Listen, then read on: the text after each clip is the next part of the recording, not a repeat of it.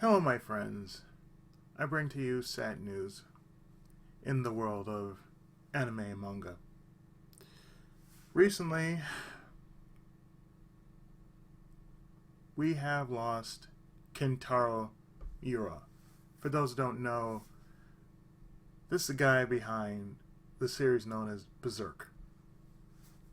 Now, before I get into the article in question, I just want to say ahead of time, I made a Let's Play for Kamikame, and it's long before he passed away.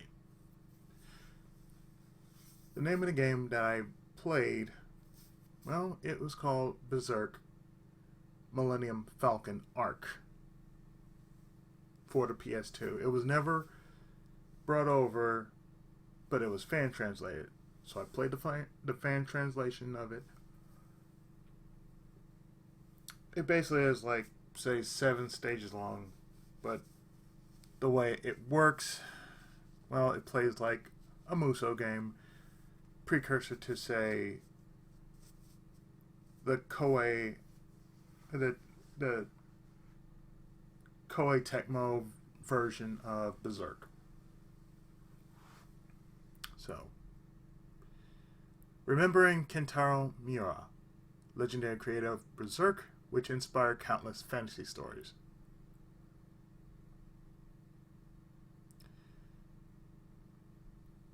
And this happened, well, today. Kentaro Miura, author and creator of the influential manga Berserk, died on May 6th due to acute aortic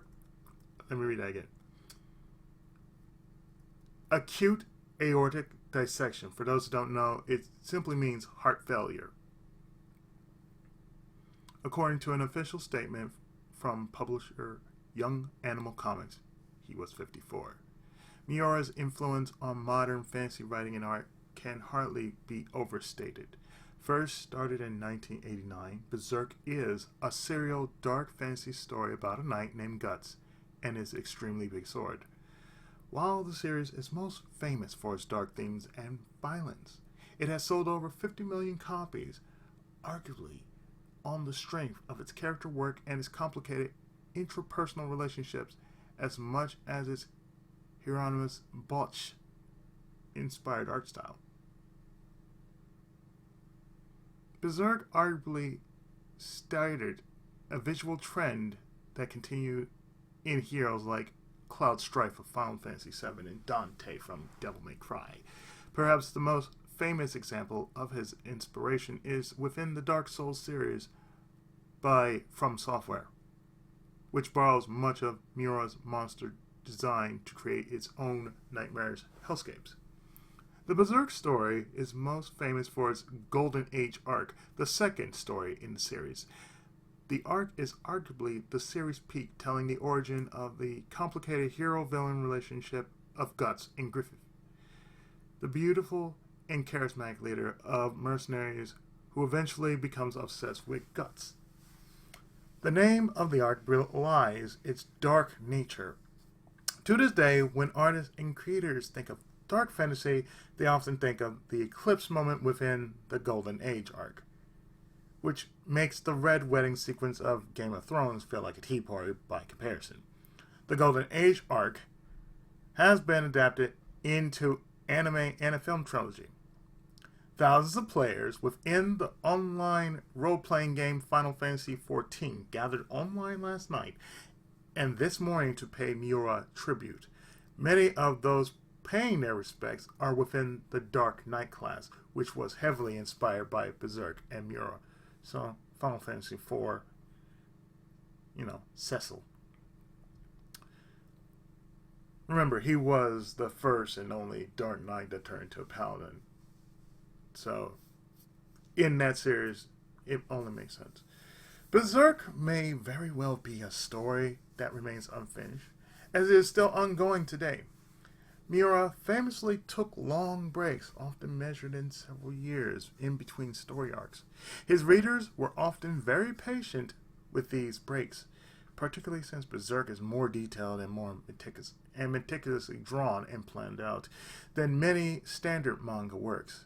It was a popular meme to guess what Miura might be up to during his hiatus, including his admiration for cute pop idol video games. I'm a fairly recent fan of Berserk. Of course, I had heard about how it inspired so much of the high and dark fantasy stories I loved over the years, including the Final Fantasy and Dark Souls series. But I was hesitant to dive in because I was worried its influence on so many other works might have dampened its initial impact. I was wrong. When I finally watched the anime a few years ago, it was as stunning and shocking as I imagined it would have been had I watched it in the 1990s. Beyond its extreme violence and sadness, there was an aching beauty in how these characters wanted to be understood. This feeling persisted as I read characters after the Golden Age arc and grew to love the members of the Black Swordsman Party, all of whom continue to chisel away at trauma to find a more peaceful existence for themselves. It was then that I realized Berserk isn't about acting out in violence or using anger as motivation. It's about moving past the pain, just as Guts is able to find peace and laughter among his band of new friends. Basically, that's what Millennium Falcon was really all about. Like that whole, I'll let the Let's Play just show you what I went through. It's already up. I'm just waiting for it to, go up. It's actually never too late to see why Berserk and Miura's art and writing has endured throughout the decades and will live on through the countless other fantasy worlds he's inspired. Like Berserk, Miura's ability to inspire and move entire universes may never end. Now, dare I say, most people say, oh, 54 is young. No, that's about the time when slowly age really starts to catch up with you. Now, mind you, I've only played Berserk 3 times. And the first time was when Sheena requested the Dreamcast version known as Sword of the Berserk Guts Rage. That was the first one. The second one I've actually played was Berserk and the Band of the Hawk. That was for PS4 and Steam. The third was the one I recently did a Let's Play on and just finished with the recording and the posting, and that was called Millennium Falcon Arc. Millennium Falcon Arc, out of all the other Berserk games, basically is the one that just shows, okay, Guts can get past this trauma he's been going through. That's what it's really about. It's just seeing that Guts has seen some shit and done some shit. But the one thing he wants to do is he wants to get past his ghosts and demons. And he wants to live just like everybody else.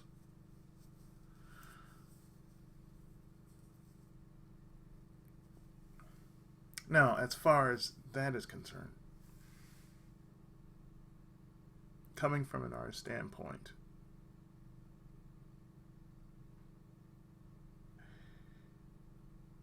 there have been many people who have passed away because they haven't taken good care of themselves.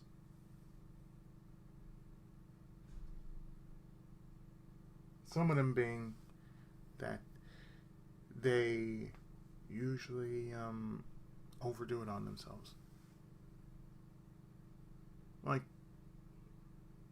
the last person I remember that passed away was Bulma's voice actress. One moment. Okay, had to look up who passed away before him. But the following people passed away through the same problem of heart failure. Alan Thicke, Lucille Ball, Hiromi Suru, and Alien Huang. They were all entertainers of their craft, respective craft, and along with Kentaro Miura, they all had heart failure.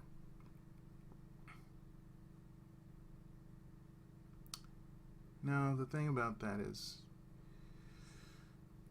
along with John Ritter,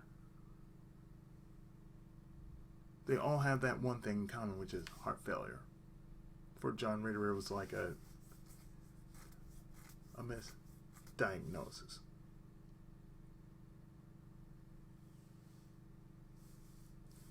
So, as a writer, and on top of being a writer, a voice actor,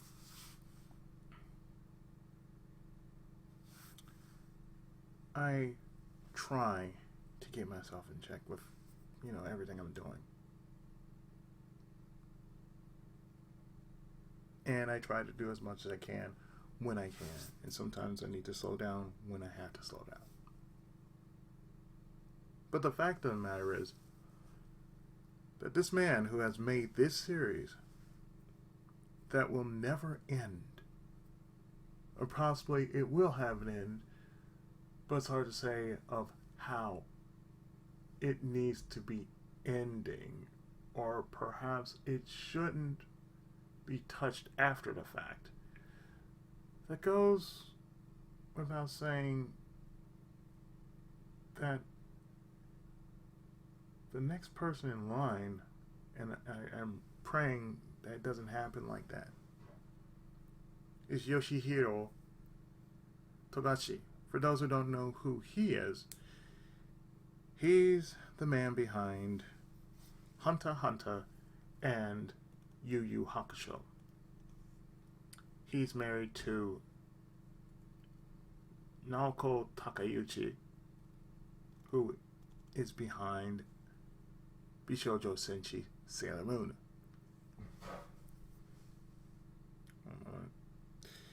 From what I know is that between the two, one moment,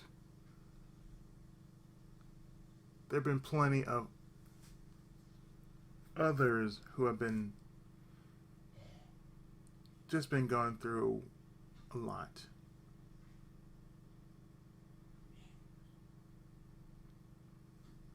And for what it's worth, I think it goes without saying that what should happen afterwards, I am not entirely sure.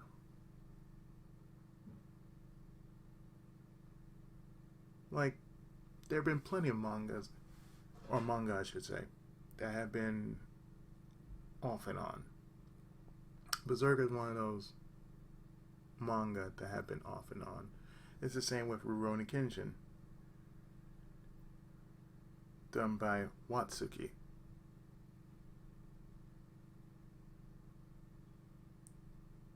And the same goes for any other, and I'm pretty sure it's the same with Tezuka, with the many times he had to deal with Tetsuo and Adam and Dororo and whatever else he was working on. I could be in that category. It's the same thing with, any project I'm doing, I had to take a break. I can't do long projects. I had to do short projects in between the long ones. So usually that's the thing. But for the most part, that I tend to do that. I always have to remember there's a certain speed I had to be with, and that's what every single entertainer or writer or whatever of some sort, they all have to basically be in a certain flow. Well, the thing with this dude is he actually made a series that was just as much dark as, say,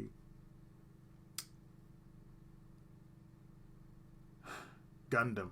Yeah, it was just as dark as Gundam, or rather, Ideon.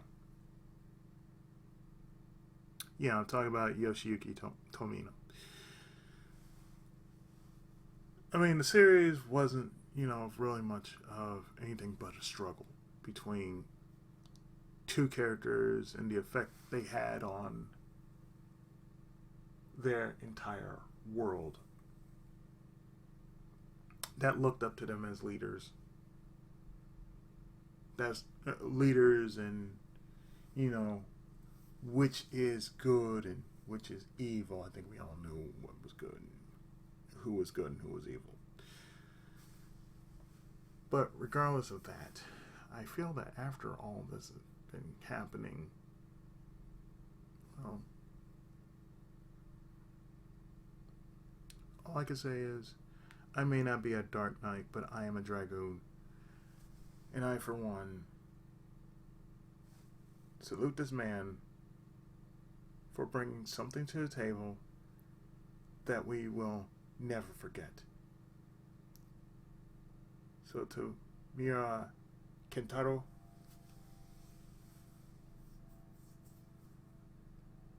rest in peace. Your work has impacted a lot of great people.